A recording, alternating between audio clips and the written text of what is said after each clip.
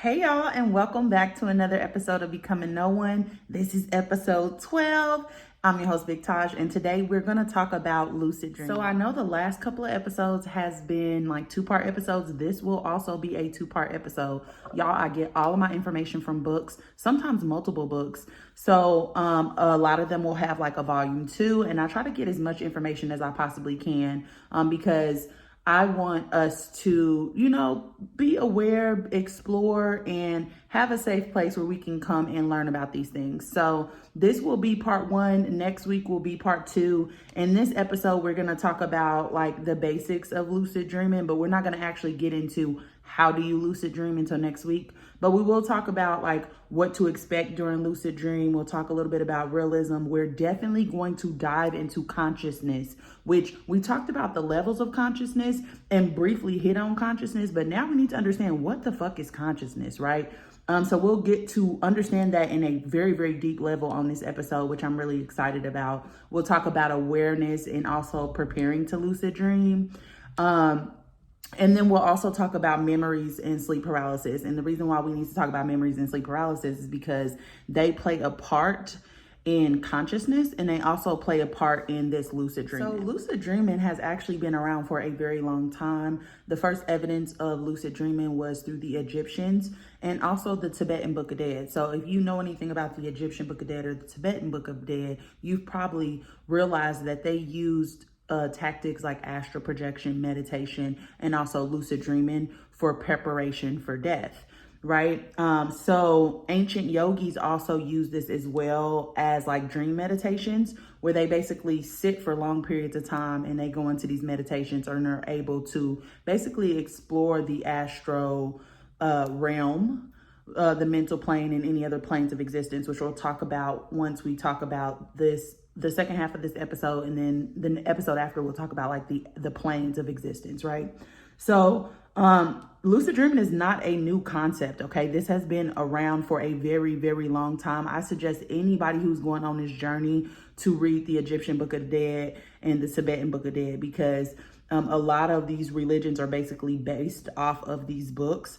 And it's just great literature to read just to figure out what the ancients were doing and what they knew that we don't know now, okay? So lucid dreaming wasn't taken seriously until a well-known psychophysicist studied it, and his name was Stephen Larberg. So if you want to look him up, you can, but he basically did experiments, right, on consciousness. So we'll cover lucid dreaming over the next 2 episodes. In this episode, we're going to explore, again, consciousness, sleep paralysis, memories in relation to dreaming, and also talk about how we can prepare to lucid dream in the waking life, like what we can do while we're awake to kind of help us lucid dream when we go to sleep, okay? And now that it's starting to be more accepted, if you need a good representation of what lucid dreaming is, the movie Inception is really good. Vanilla Sky is another one that's really good. They're both about dream control and lucid dreaming. Because like I done said a million times before, they be putting it in our face, y'all. Y'all gotta watch these movies with a certain amount of discernment. All right.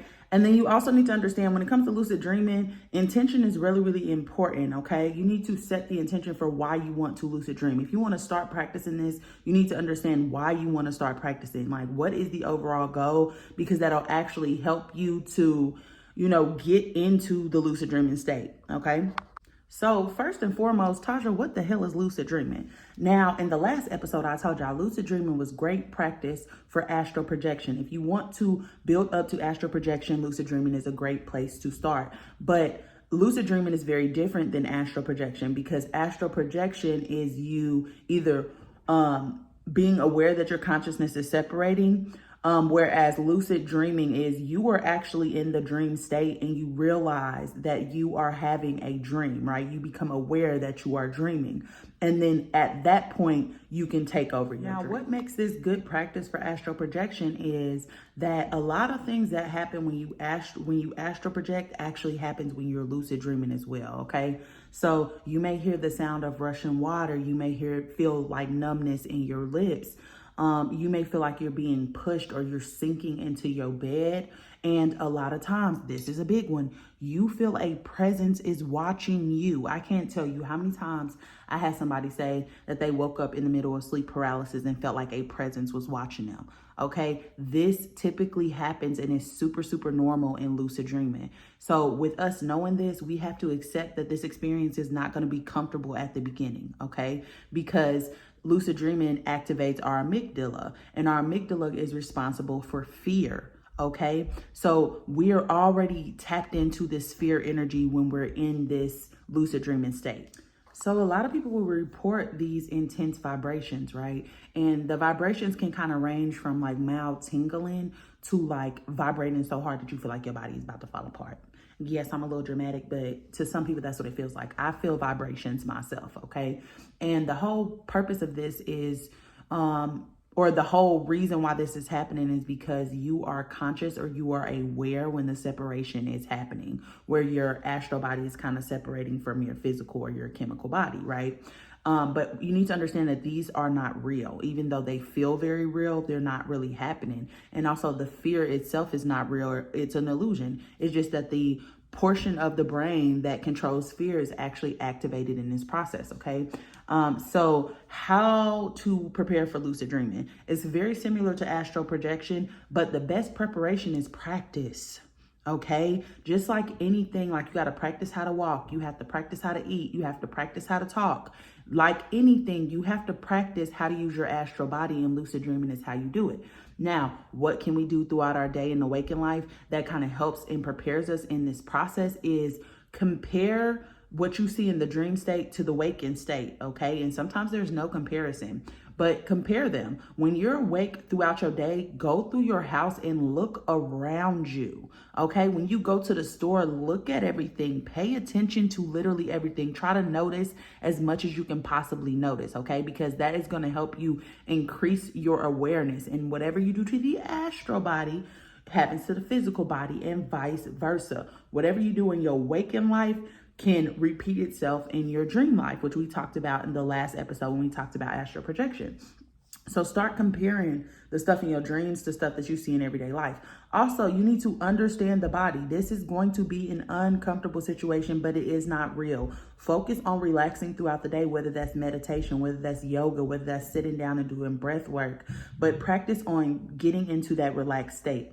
Okay, because some people have had really bad experiences because of poor misunderstandings. And what I mean by that is the astral or the dream world is different than the physical world. And sometimes somebody will notice something that is off and not realize they're dreaming and cause their emotions kind of get, kind of go haywire, which causes them to have a bad experience. All right. So understanding what to expect in this process really helps you so that you don't have the same reaction, so that you can calm down and you can relax, within this process. Now, another thing that people will report is hearing this buzzing sound. Almost like some people report this as well in this sleep paralysis stage, okay? But this is actually a really good indicator that you're either about to lucid dream or you're about to astral project and have some type of out-of-body experience. Now, some other common occurrences that people have reported are, again, some type of paralysis or sleep paralysis, hypnotic hallucinations, meaning they're seeing figures, right? Extreme vibrations or sensing of floating or falling. These are all indicators that it's doing what it's supposed to be doing, okay? So don't be alarmed by them. Start to take notice of them, but don't have an emotional reaction to them, because if you have an intense reaction to them, that jumps you out of your sleep, like fear, okay? Next, we're going to talk about realism. Now, realism is this comparing of stuff in the waking world to the dream world, okay? Realism is most people, when they realize that they're dreaming, they're going to go see what is actually real in the dream, okay? So when people start to become conscious in a dream, they first try to test how real something is. So we have to talk about the difference between how real our reality is versus like the dream world, okay? So out-of-body experience, dreams or astral travel, whatever you want to call them, there's a high degree of realism because the dreamer feels like they are actually there, okay? So these are the dreams where you're like, oh my gosh, it felt like I actually was talking to them, right? After my cousin passed away, my brother came to me and was like, I had a dream that me and Kim was sitting by the pool and we was just chatting, and it felt like she was really there. It felt like I was really talking to her or whatever. And she said X, Y, and Z, and it kind of lined up to something in our regular life or whatever. Those dreams that make you feel like you was not dreaming, those are the ones that have like a high level of realism, meaning that they feel like it's really happening. And it's wherever you are is very similar to this physical plane. Now, those dreams are more closely related to out-of-body experiences and astral projection. However, when you are in a lucid dream, there are going to be certain things that are off. That's why they tell you, check a clock, check your fingers on your hand are really, really good, because sometimes you'll have like 7 fucking fingers and you're supposed to only have 5, okay? So it's a super thin line with the astral projection between what's real and what's fake. Whereas with lucid dreaming, there's some type of indicator that you are actually in a dream. Now, we're actually gonna spend a bulk of the time talking about consciousness, and that's what we're about to get into next, okay? So I just want us to refresh our mind on consciousness, but also dig a little bit deeper than we've been talking about consciousness, because I think that we literally just scraped the surface enough for you to understand what it is I needed to teach you, but we didn't go into like grave detail, okay? When we talked about consciousness, we talked about the levels of consciousness, but we didn't really say like, what is consciousness? How are they studying consciousness? How do we know about this? What can it do? Like, we don't know stuff like that. So I wanted to take some time for us to dig a little bit deeper, because consciousness really does affect these lucid dreaming and astral projection states, right? And the whole purpose of this entire experience is for us to expand our consciousness. So we have to know like what the fuck it is, okay? So what is consciousness and how does it differ from the mind? So there have been multiple studies on consciousness, but there's been a more recent one, and it was a very difficult study, as you can imagine, because again, consciousness is not something tangible. It's not something that we can see. It's not something that we can feel. But consciousness is considered to be a physical phenomenon because it affects the physical world, if that makes sense. So it expresses itself in awareness, alertness, attention, focus, and wakefulness, but it is not those things, okay? It expresses itself in those things, but it's not those things, okay? So we experience these states internally, so no one else can experience them for us, which means that consciousness cannot really be proved externally, because we are the only person who like lays witness to it. We can tell somebody what we experience internally. We can tell somebody the emotions that we feel, but there's no way for them to prove that we are actually feeling that. Okay, because there's no witness to it. Now, there was a neuroscientist by the name of Tony Nader, and he said that for someone to be conscious, they have to possess 3 characteristics. And the first one is they must be able to observe. Okay, they must be able to observe themselves and their own awareness, or it, not them. You know, it could be consciousness in the first level of consciousness. Okay, but it must be able to observe itself and observe its own awareness, and they must be able to experience the process of observation. So as I explained before, consciousness is physical and it kind of goes beyond the mind. It is influenced by the physical world, and it can actually change what we eat, how we act, our habits, how we deal with pain and trauma. And it also causes hormonal changes in the body, okay? So the releasing of anxiety hormones, stuff like that. That's what I mean by hormonal changes.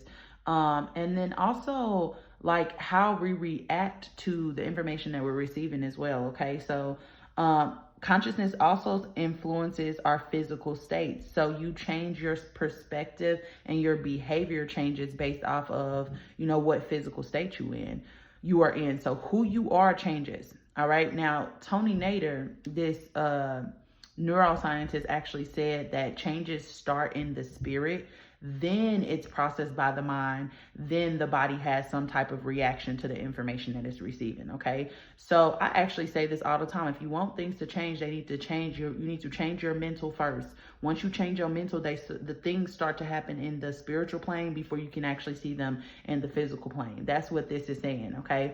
So spirit and consciousness function in the same way, as change in consciousness causes hormonal changes in the body, which affects the body as a whole. All right. How do they study consciousness? Now, consciousness can be studied by oxygen markers in the brain. So they see how much oxygen is going to certain areas of the brain, and these certain areas of the brains are being activated based off what specific task they control. Okay. So like I said, these specific areas of the brain have specific tasks that they handle. All right. So we can't see consciousness itself, but we can see neural activity happening in the brain and in the body. And this is how they basically measure the consciousness. They identify patterns of neural activity, and by the oxygen going to certain areas, they can determine that consciousness is being used. This is what they mean when they say someone is brain dead. There's no activity in the brain or no oxygen going to the brain or these certain areas to cause these patterns. So since I mentioned it a little bit, I'll give you a little bit more detail of what is happening when somebody's brain dead, or what they mean by somebody being brain dead. Okay, so brain stem death is where a person no longer has any brain stem functions and has permanently lost the potential for consciousness and the capacity to breathe, because your brain is the part of the body that tells you to breathe. Okay, so if you think about it, we breathe in oxygen, and where does the oxygen go? It goes to the brain, which is how they study consciousness. Okay, so that's why when people start talking about meditation, they start doing meditation to manage their thoughts. They are often led to what? Breath work, right? And breathing practices through their meditations, but also yoga as well. They focus a lot on breathing. All right. Now, why is this important? Why should we care about this? All right. Well, we should care about this because breathing actually affects our mood, okay, which is our emotions. It also affects our attention, what we focus on and what we concentrate on. So our mind, and it also affects our body, our awareness, what position your body is in your physical body. All right. Or mind, body, and spirit. Now, you may have heard this before. I actually talked about this earlier this week on TikTok as well. The mind, body, and spirit is how we expand our consciousness, and we are talking about consciousness. Okay. Now, when we talk about mind, body, and spirit, this is considered to be the Holy Trinity. Now, the Holy Trinity is also represented by God, Jesus, and the Virgin Mary in a lot of biblical texts. And it's always a father figure, a female figure, and a male child. And the reason being is these are supposed to be symbolism for us coming into balance, right? We need to master or bring how we feel, how we think, and what we do into some type of alignment and some type of balance. Now, once we do those three things, we are able to effectively and efficiently expand our consciousness. Okay, so let me explain this to you. The male figure, or the father figure, actually represents knowledge. Okay, and it represents your mind. What does your mind do? It obtains knowledge. But knowledge is nothing without understanding. How do we understand things? Through our emotions. That is the female or the feminine component. All right, which is the spirit. Okay. And then the male sun, the reason why it's a male sun is because the male sun is supposed to represent the body. Okay. Once we have knowledge and understanding, then we can apply that knowledge and understanding. That's what we refer to as wisdom, the application of knowledge and understanding. But wisdom is just the action that you take once you have new knowledge and understanding. So the male sun is the body because our body is the masculine energy in us, right? It's the bottom three chakras, which are masculine. The mother is the top three chakras, which is our spiritual chakras, right? Which are feminine. And then the mind is something separate, okay? So it is supposed to represent, the father represents the mind, the mother represents the heart, and then the female or the male child represents the body, okay? Now, those are all symbolic of our thoughts, our emotions, and our actions, all right? Consciousness affects these things, so we need to understand these things, because once we get the appropriate knowledge, once we get the appropriate understanding, then we can take the appropriate action. This is why a lot of times in our society, we are constantly getting misinformation from the people in charge. We're constantly being given a spent narrative, or fake news, okay, about certain things and certain people. And the reason why they're doing that is because if we don't have the knowledge, right, the knowledge is hidden from us, or we've been given the wrong knowledge, we're going to take the wrong actions. Okay, if we're being given the wrong knowledge, then we don't know a path forward. So what action do we take? Now, let me bring this full circle for y'all. What does it look like when how you feel, how you think, and how you act are out of alignment, the mind, body, and soul? It looks like those people who are still living in survival mode, okay? Because your thoughts are everywhere. You got so many thoughts going through your mind, you cannot come to some type of clarity. You are unable to regulate your emotions, which means that you're triggered by your environment and triggered by your past traumas. And the last part, those two things are affecting the way that you interact with other people. They're affecting what you do, okay? Now, Taja, what causes the mind, body, and spirit, or how we think, how we act, and how we feel to be out of alignment? And there's a short answer: fear. Okay, now I talked about the amygdala earlier, and the amygdala is the part of the brain that is associated with fear. People who are living in survival mode, which again, if you think about it, fight, flight, or freeze. If you're in survival mode, there's an imminent danger in your environment, meaning there is something to fear in your environment. If you're constantly living in that state, you're constantly living in fear. Okay, so fear is what it is. Now, that is why we live in this society that is constantly pushing fear rhetoric. Why are they doing that? Because it keeps your mind, body, and spirit out of alignment. Now, how do we fix this, Taja? Well, the simple answer is the fucking sun, guys. Getting out into the sun. I believe that this is why they kept us in the house when COVID was happening, because the consciousness or the vibration of the planet was raising, and they were trying to control our access to it.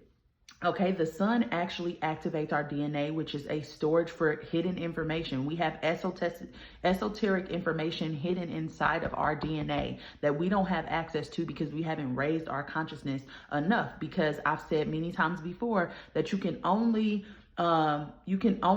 perceive consciousness based on the level that you are at. So you have to constantly be gaining this knowledge, this understanding, and then applying it through wisdom. Now, it is no coincidence that the ancient Egyptians used to worship the sun. Okay, there is a documentary on the Gaia channel called Sun Worship. That is a really good documentary. You should watch it. Okay, they know that the sun is what we're supposed to be worshiping. Christianity and Judaism, when they were being translated, there's something called the lazy O theory, which I've talked about before, where a lot of translators were changing S-U-N to S-O-N, okay? Now, that has been said to have happened when they were translating the Bible as well, okay? It's supposed to be the worship of the sun in the sky, because the sun in the sky actually suppresses our amygdala. Now, they can't have our amygdala suppressed because that means that we don't have any fear. And if we don't have any fear, that means that we will take the necessary actions that we need to take on anybody who won't smoke, we won't smoke too.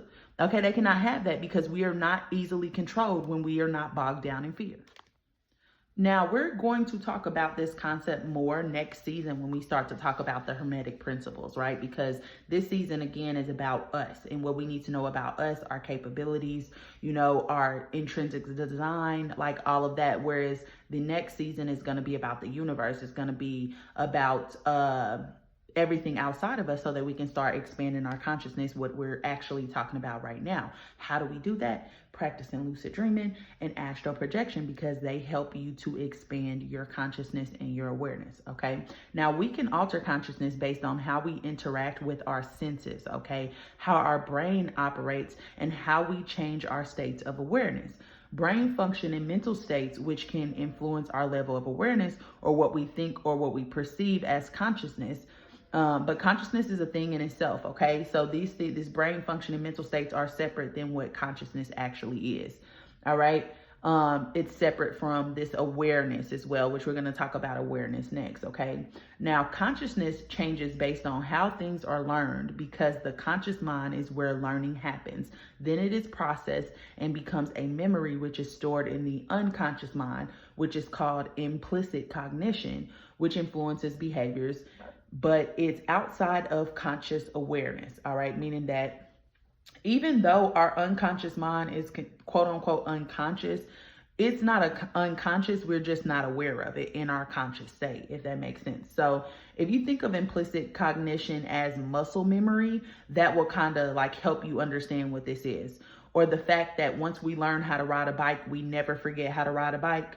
Okay, this consciousness or this implicit cognition allows us to build up some type of memory in our body that allows us to adapt. Okay, now there are actually 3 states of consciousness: waking, dreaming, and deep sleep. Okay, those are the 3 states. Waking is when you're up and you're fully aware and you're moving throughout your day, doing your little rigmarole, whatever you do. All right. Dreaming is when you are experiencing REM sleep and you're having like a dream or a simulated reality is happening while you're sleeping. All right. And then deep sleep is neither dreaming or being awake, but you are aware of your thoughts. Okay. Now, sleep paralysis and astral projection, out of body experiences, all of those happen in this deep sleep state. All right. Now, within each state, impairment is possible, meaning impairment of your consciousness is possible, and your consciousness may not fully function, or it may be functioning differently than it would in the waking world. Okay, so here are some impaired states of consciousness that we need to be aware of. Numero uno is going to be anesthesia, because what does anesthesia do? It puts your body to sleep and temporarily disrupts consciousness. All right, being locked in a state of paralysis is also another impairment of your consciousness. Minimally conscious states, where you are still responsive but you are unconscious. Vegetative states, which means that you're completely unconscious or completely unresponsive, not unconscious. And then comas. That means comas are like there's no waking state, there's no dreaming state, or there's no sleep cycle whatsoever. Okay. Another way is also under drugs and alcohol, because again, I explained to you guys before that under drugs and alcohol, you enter an altered state of consciousness, which is also considered to be impaired. All right. Now, lucid dreaming actually happens in the dreaming state, when you become aware that you are dreaming and become capable of exploring the dream as if you are awake and aware. Now, sleepwalking is actually not always remembered by the person, and you can become aware enough that you start to like move stuff, but sleepwalking is actually when our body does not paralyze the body before going to sleep, and we'll talk about that a little bit more later. But that's also like another impaired state of consciousness. And then also hypnosis, okay, because consciousness can be altered enough that a person seems unconscious although they are awake, but they're highly influenced by outside sources.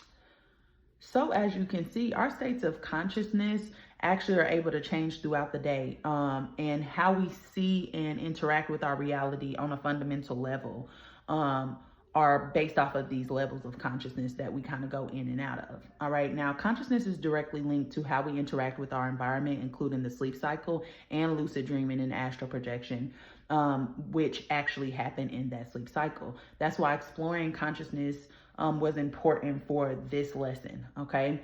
Now, also, we must understand that some parts of our brain sense information 4 seconds before we can consciously perceive it or process the information, before we become aware of it. So the reticular formation of the brain is responsible for how much wakefulness we experience, and it's also responsible for regulating this consciousness. Okay, because we're going to look at this not only from a spiritual level, but also from a scientific level, because all of this is interconnected. All right. So the reticular formation is responsible for regulating this consciousness. Okay. Now, damage to this area of the brain is what actually caused some people to go into a coma, because all of our sensory information goes to the reticular formation before it can be processed.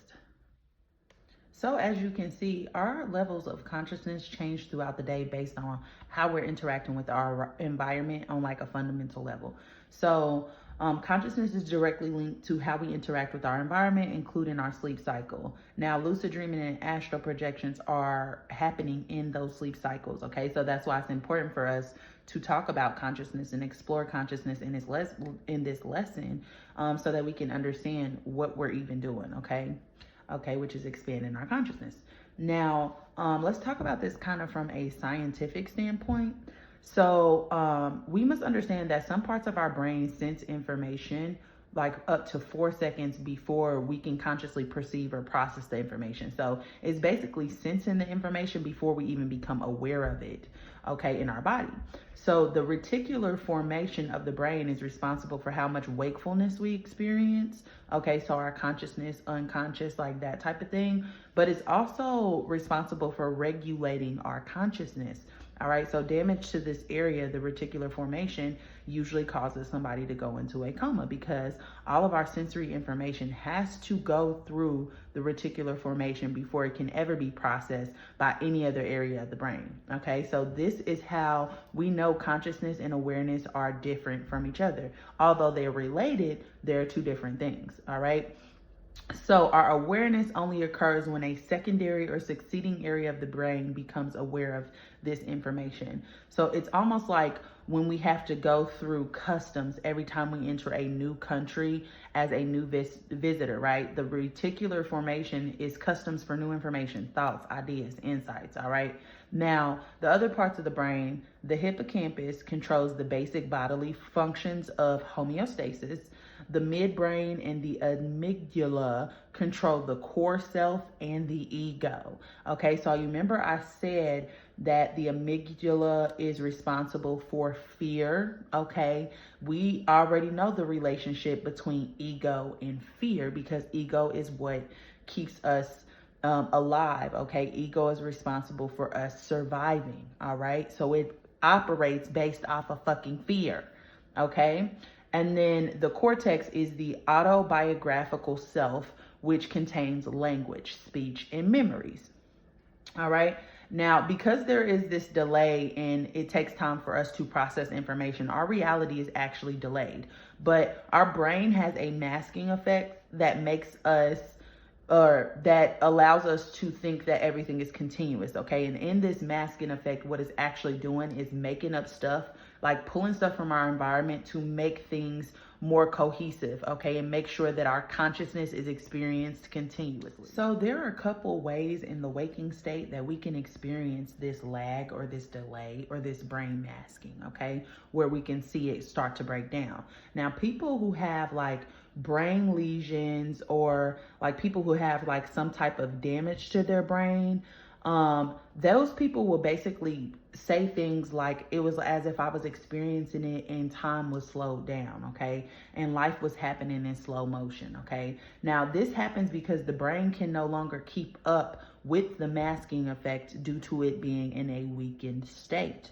All right. This also happens in traumatic accidents as well. Now, I always think about the movies when I think about this. Every single time somebody goes through something traumatic in a movie, they start to like show them like zoning out, and then they show us from their perspective, and all of the auditory sounds are inaudible. You can't understand what nobody is saying, or it sounds like a slowed down record, everybody talking in slow motion. And it's like life is happening around them, but everything that they're experiencing is slowed down, okay? And this is a result of the brain not being able to keep up that masking effect because something traumatic has happened or something has damaged the brain, okay? It's a traumatic injury.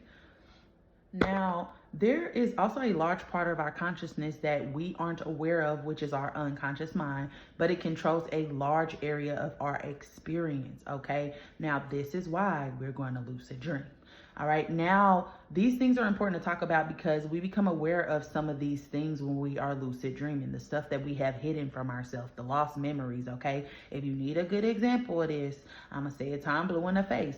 The kids' movie Inside Out talks about this when they say, do you want to go to the subconscious mind? And then they go down into this dark area where all of her fears exist. Okay. So it's like the same freaking thing. Now, lucid dreaming is building a relationship between your unconscious mind, because the unconscious mind will hide things from us. This is why sometimes you can't remember your dreams, but through lucid dreaming, you can learn to become aware during these dreams and transfer your consciousness from the dreaming world to the waking world. So the things that have been hidden from you, you can actually bring them to your conscious mind so that you can actually deal with them, okay? Now, why is that important? Because the things that you have experienced in your memories actually shape your belief system. If you want to change your mind, you have to change your beliefs, but you have to know where the hell the belief came from. That's why, again, into I'm blue in the face, shadow work is so important, okay?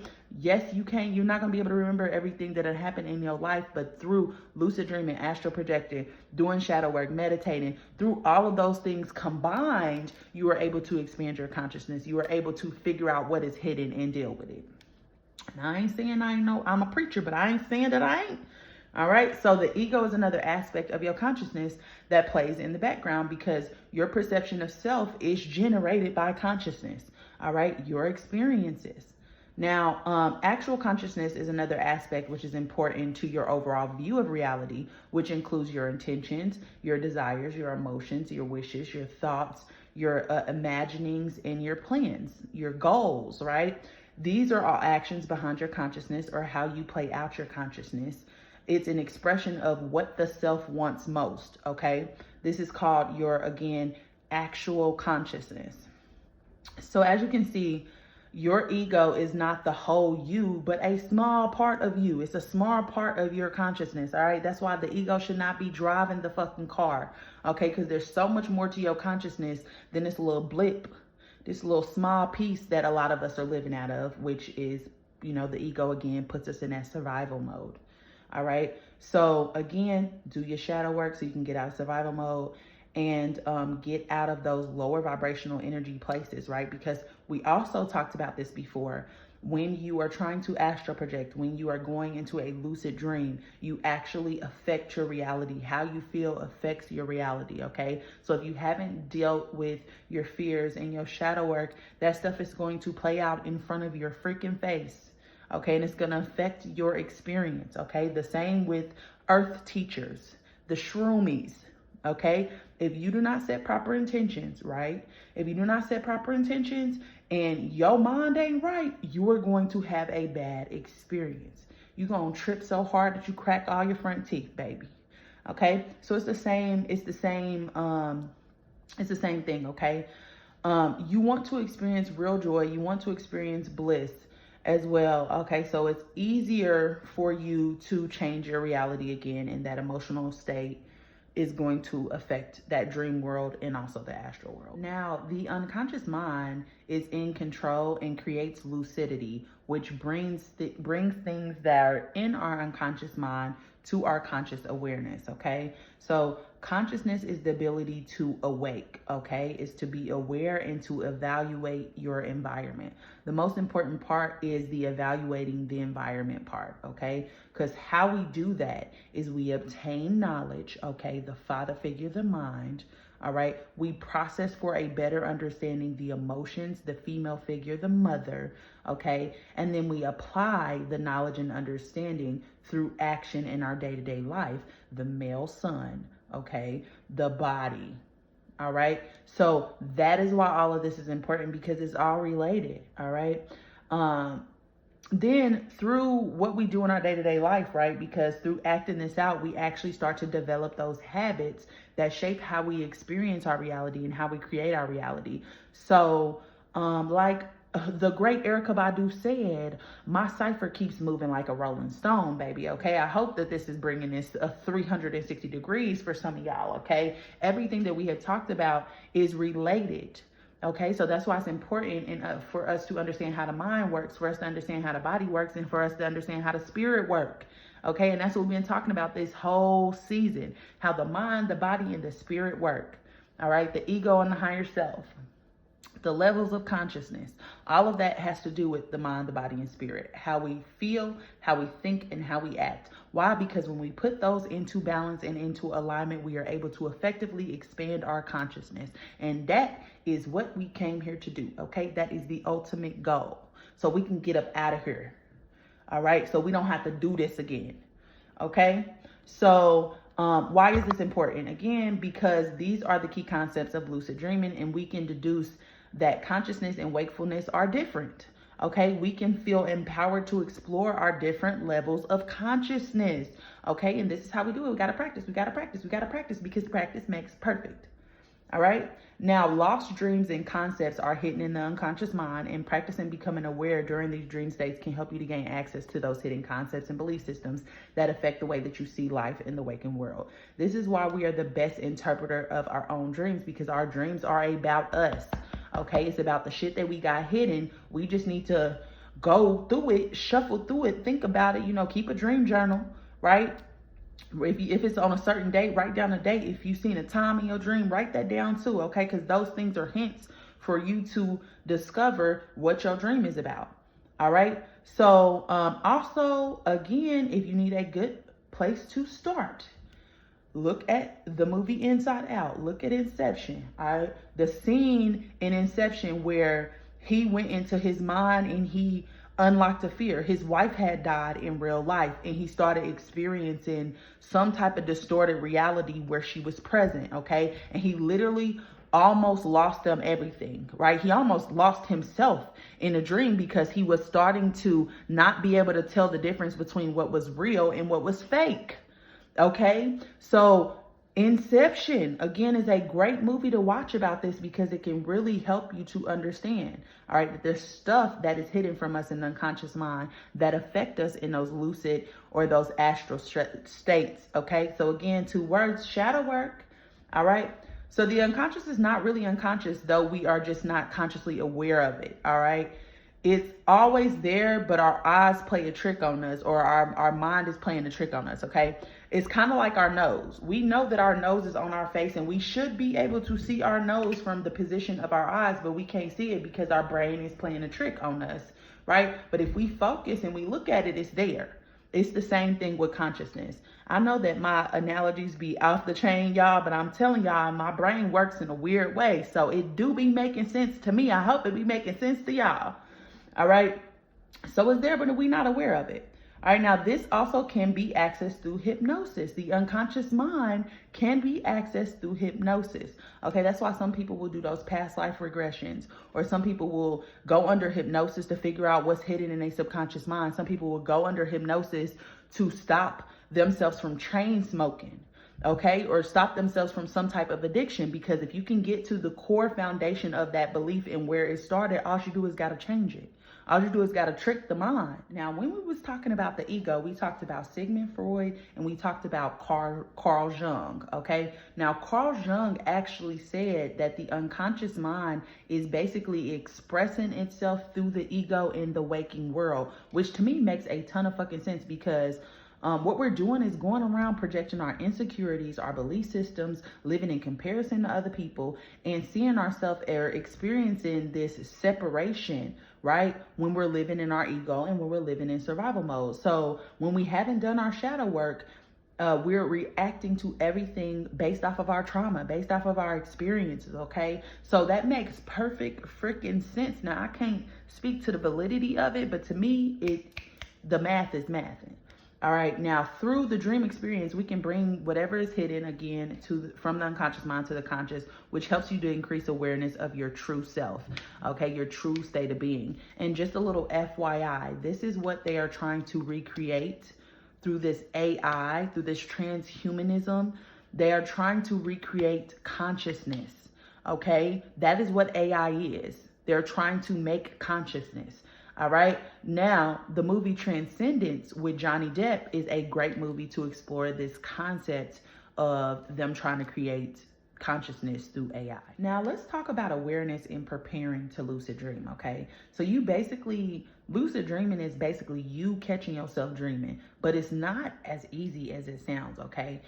So how do we do this? We have to notice the difference between the dream world and the real world. Now, the reason why this is hard to do is because our overall level of awareness in our dream state is impaired when it comes to rational thinking and when it comes to processing information. So our mind does not work the same in the dream state. So this is why a good practice to prepare for lucid dreaming is becoming super aware of everything in your waking world. So start paying attention to your thoughts, your environment. Start paying attention to other people and their body language, your reaction to certain situations and things. Like, literally become so present in your life and your reality. Remember, whatever happens to your astral body again happens to your physical body and vice versa. So increasing your awareness in the waking world will increase your awareness in the dream state as well, making your ability to lucid dream easier. All right. Now, what is awareness?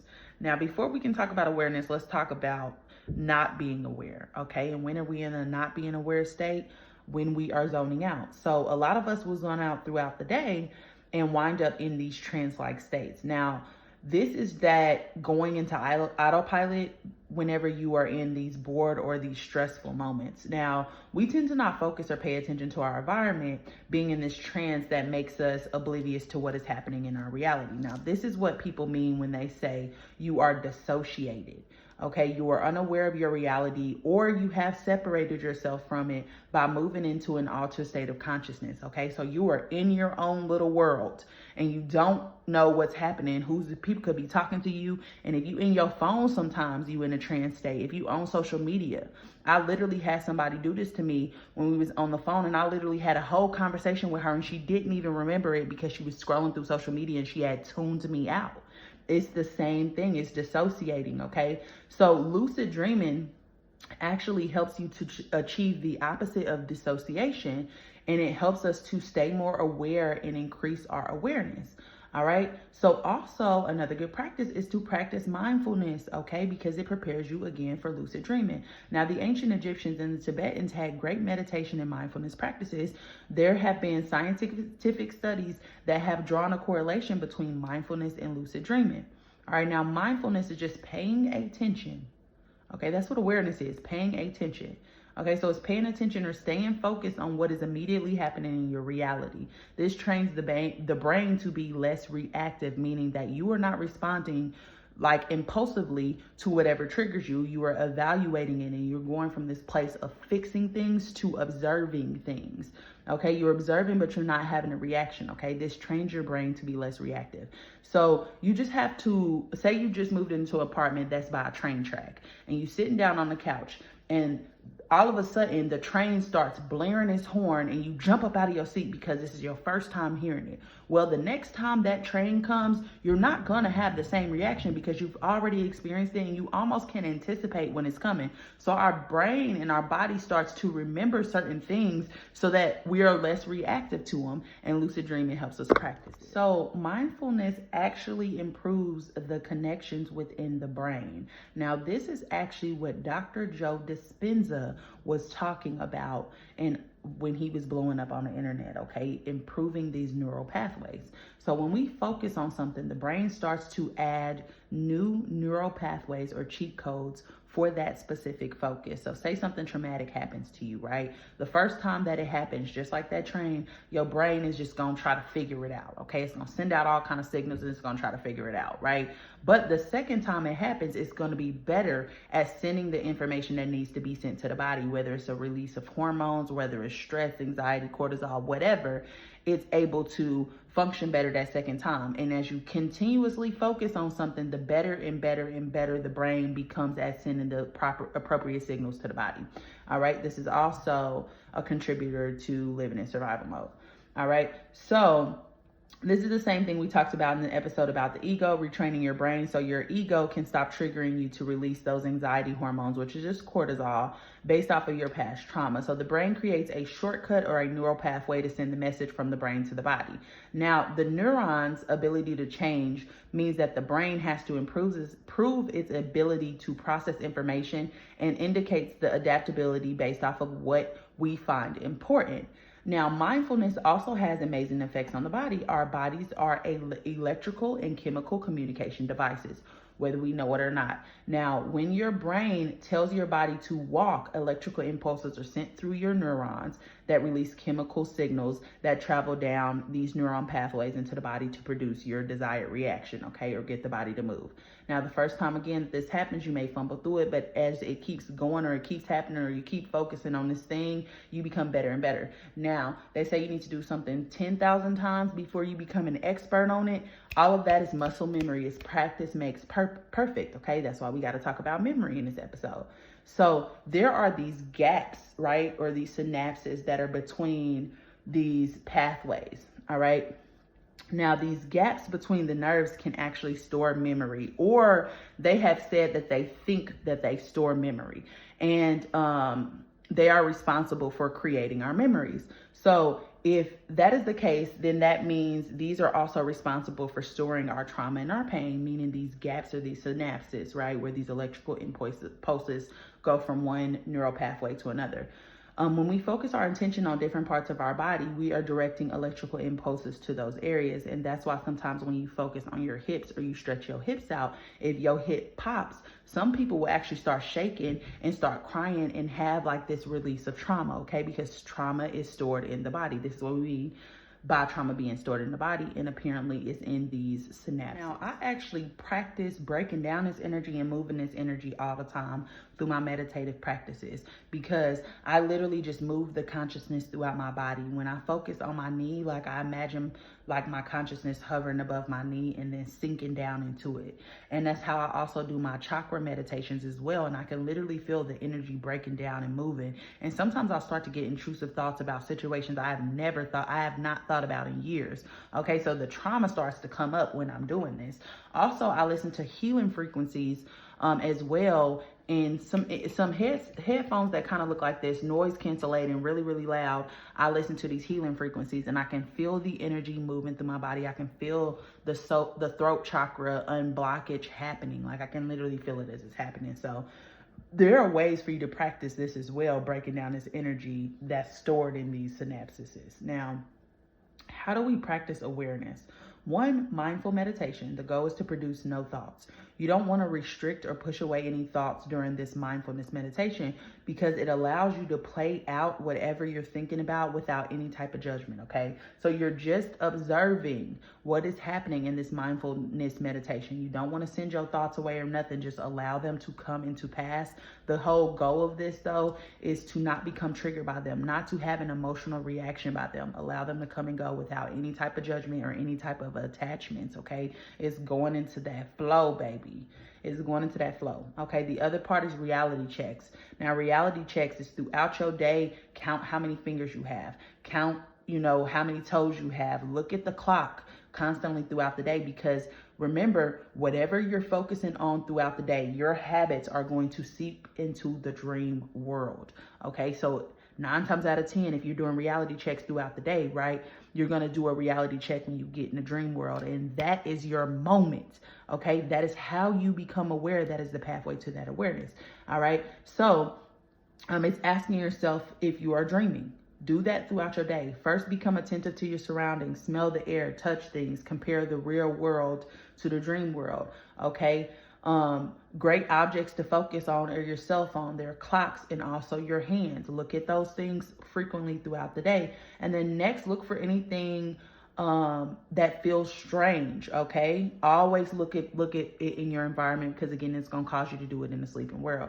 Now, you can recite mantras that bring awareness as well, which is what some people do throughout the day. That's also a good method. But do these reality checks while you're awake, because it will help you to repeat that in a dream. Usually in a dream, you will have some type of abnormality with whatever you are checking, whereas in the waking world, you won't have that abnormality. What I'm talking about is sometimes you'll look at your hand and you'll have 7 fingers. Girl, you ain't got no 7 fingers, or maybe you do. I don't know your business.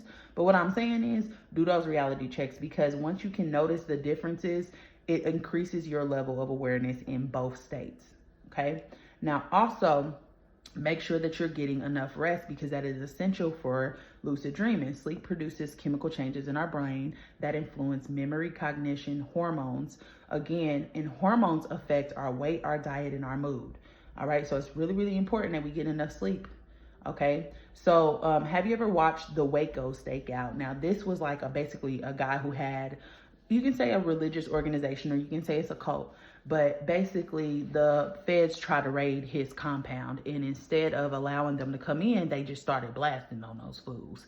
And a lot of cops were killed, and a lot of people inside the compound were killed, okay? But during this stakeout, which spanned over several days, right, the police used a tactic where they used sound, and they kept either re-looping the same song, like blasting it, or they were just blasting music really loudly, okay? Because I think eventually they did change the song. But the reason why that they use this sound technique is because interrupting the sleep cycle literally makes you lose your fucking mind, okay? And they use that in police tactics because they know. Now, this Waco documentary is actually on Netflix if you want to watch it. I believe it's on Netflix or it's on Hulu. Waco is WACO or whatever. It happened a long, long time ago in Waco, Texas. All right. So the reason why they do this is because they know that hallucinations happen and you can also lose your mind. So sleep is really, really important for us to have a healthy mind and body. Now, cortisol, which is the stress hormone, directly affects our sleep pattern or our circadian rhythm. Why? Because it basically suppresses melatonin. And how does it do that? It stops serotonin from transforming into melatonin. All right. So if you are living in survival mode and you have this cortisol, or you're stressed the fuck out and you have this cortisol constantly pumping through your veins, you are not going to be able to get good sleep because it suppresses that melatonin, especially if you haven't been getting sunlight, especially if you haven't been eating right. Right. And this is how you become less electrical and you become more susceptible to that sleep paralysis. Now, how do we fix this? Again, meditation, shadow work, managing your thoughts, evaluating your thoughts and figuring out where they came from. Keep the ego out of the driver's seat, and also regulating your emotions, okay? Evaluating them without judgment, and stop being so reactive to everything that triggers you. Take a fucking second, take a beat, do whatever you need to do. Go outside and scream if you have to. Start telling people, you know what, I'm not gonna have this conversation right now. I'm gonna give myself some time until you can process, and eventually with practice, you get better and better. Working out, guys. Yeah, believe it or not, working out produces dopamine. Okay. And dopamine is our joy. It's our bliss. Okay. Working out, light yoga, also breath work, dieting. Okay. Make sure that you stop eating 2 hours before you go to sleep so that your body is not using its sleep energy to digest your food. Okay. I usually don't eat after 8 o'clock, but that's up to you. Because again, I don't get in other people's business. That ain't my business. All right. Make sure that you're getting the appropriate amounts of minerals. Okay. Make sure that you are using herbal remedies. Again, mugwort tea, which I have some from Amazon. I got some from Amazon. All you do is got to take some of that. And I'm telling you, y'all, it helps with the lucidity. All right. Also, Egyptian blue lotus is another thing, which is what the Egyptians used to use. Melatonin is another thing. If you want a prescription, niacin is another thing. I don't recommend anything that's going to cause you more problems, but that's up to you. And also catnip. Catnip is a sedative if you ingest it.